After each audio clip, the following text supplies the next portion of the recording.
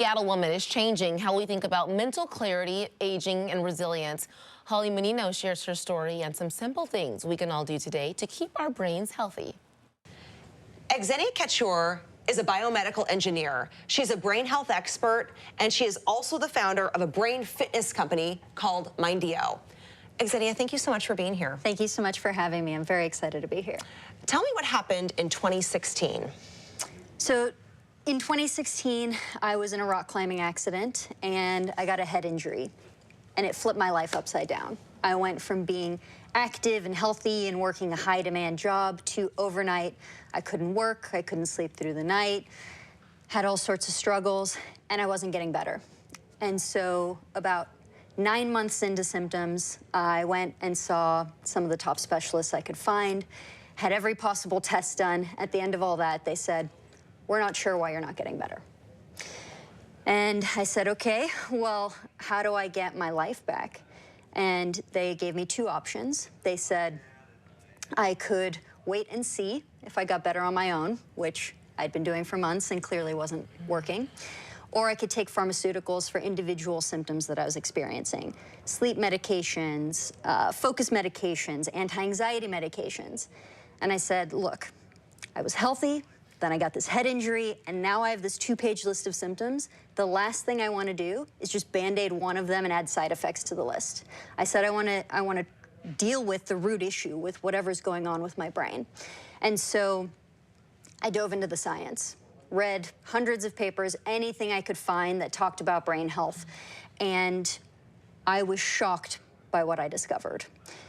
What I was experiencing wasn't specific to concussions. It impacts a range of people, everything from people in their 30s experiencing brain fog, women going through menopause with sleep issues, people in their 50s and 60s who are noticing more forgetfulness or word recall issues. I couldn't believe the gap between what is clinically studied and proven in the research world and what people are actually told. Mm-hmm. So it became my life's mission to get fundamental information about brain health out to the millions of people to give them the power to do something about it. What did you do to heal yourself at that moment in time after you read everything and absorbed all this information? I tried so many things. Pretty much anything I read in the scientific literature, I'd give it a try. Most of what I tried didn't seem to really make a huge difference, but there are a handful of things, health technologies, that really fueled my recovery, and I did make a full recovery. Oh my gosh, that's amazing. Yeah. And during all of this, you started a brain fitness company called Mindeo. Tell me about that company and how you're helping others. Yeah, so in discovering this major gap between the research world and what's actually practiced, I just realized there was this opportunity to get this information and these tools out to people because they're just not out there, and there's so many people who need them. And so I started Mindeo with the mission in mind to get people access to the most advanced tools and technologies that boost the physical health of the brain. Mm-hmm. And the kind of technologies we use at Mindeo are currently only available in research labs and professional sports training facilities.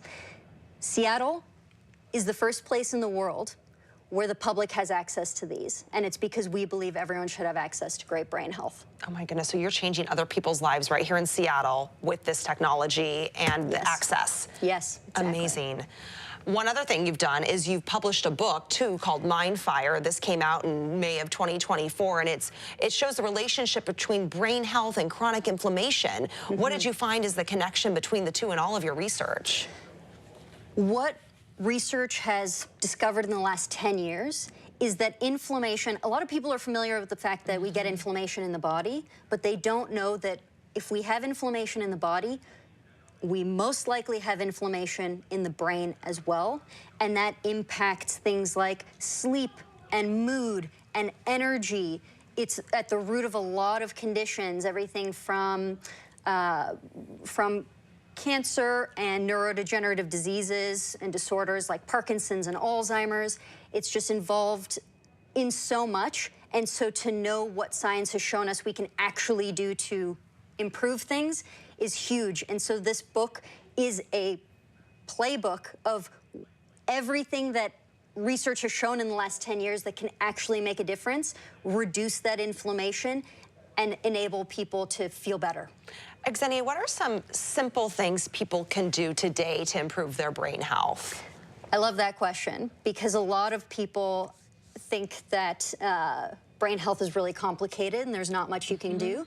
The good news is there's a lot that we can do. So even today, there are things like if someone's going for a walk, instead of just walking continuously for 30 minutes, having short periods where for 30 seconds or so, just walking a bit faster where you get a little out of breath, increases blood flow to the brain, and that can make a huge difference long term in terms of overall brain health and the ability to stay mentally sharp and clear. The other thing people can do, obviously what we put in our bodies makes a difference in terms of how we fuel our cells and our brain. And so I always say small changes make a big difference. If you're looking at your shopping list, maybe remove one of the things that's processed foods. So less crackers, more blueberries. Small changes like that, research has shown, add up and make a really big difference long term. Okay, those are things we can do right now. And I didn't even realize 100%. too. Okay, you are one of the TEDx Belltown Women featured speakers. The event, November 8th. What do you want people to take away from your speech? What message do you want to send?